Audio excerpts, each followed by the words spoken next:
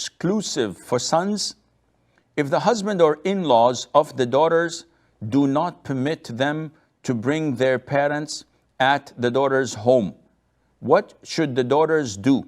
Can they go against their husband's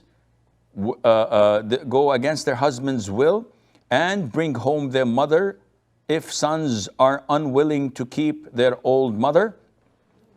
Abrar, the responsibility of the parents is not exclusive to a gender. It is to be shared equally by all their offspring. So if I have 3 boys and 3 girls, when I'm old, I am not the responsibility of my eldest son, as so many families think. Or my wife, the mother, is old, she's not the responsibility of the girls. Rather, all of my children share my responsibility. Having said that, my son is not obliged to take me in his house, because if his wife says, no, I do not want to serve your father, and it's not my responsibility to do so, and I'd like to have my privacy in my own home, this is her God-given right. As for the daughters, if my wife says, I'd like to bring my mother to live with us, she's old, she's senile, and she needs people to take care of her, it is my God-given right to say, no, this is my house, I'm the man of the house, I do not allow you to do so because I don't want anyone in my house. Now, is this the ideal thing? No, of course not. If I, as a husband, if my wife says this, I would say, definitely she's more than welcome to stay for 10 years. Your mother is my mother. Let her come in.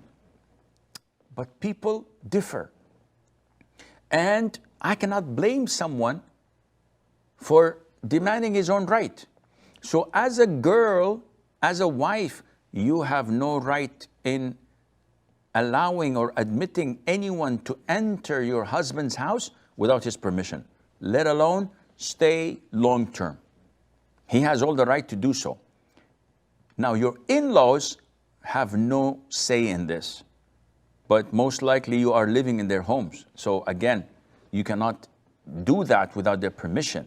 And most likely, they would not permit this because you're living with them. So how would they introduce someone who's non-mahram to them and a total stranger and a burden to their house? This is not logical.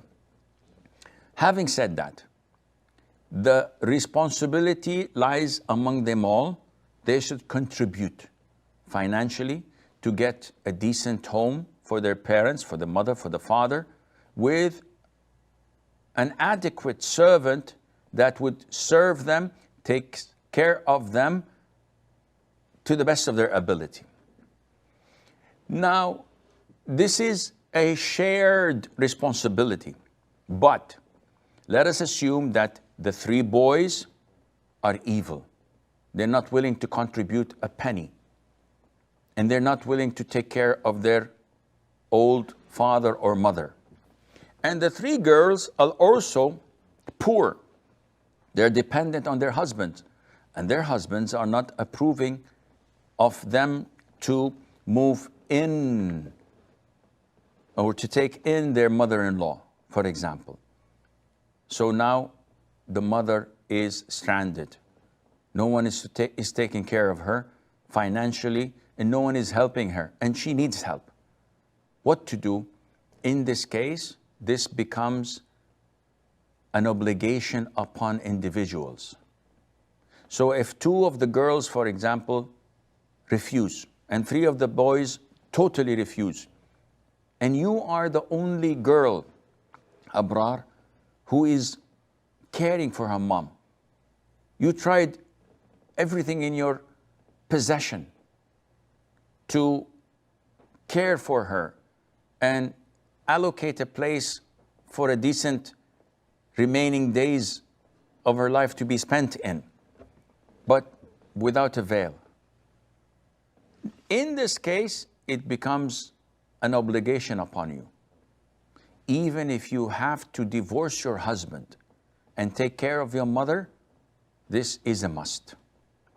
Because this responsibility cannot be shared by anyone else. No one is willing to take the responsibility except you. And you know the great punishment awaiting for those who fail and the great reward awaiting those who do. In this case,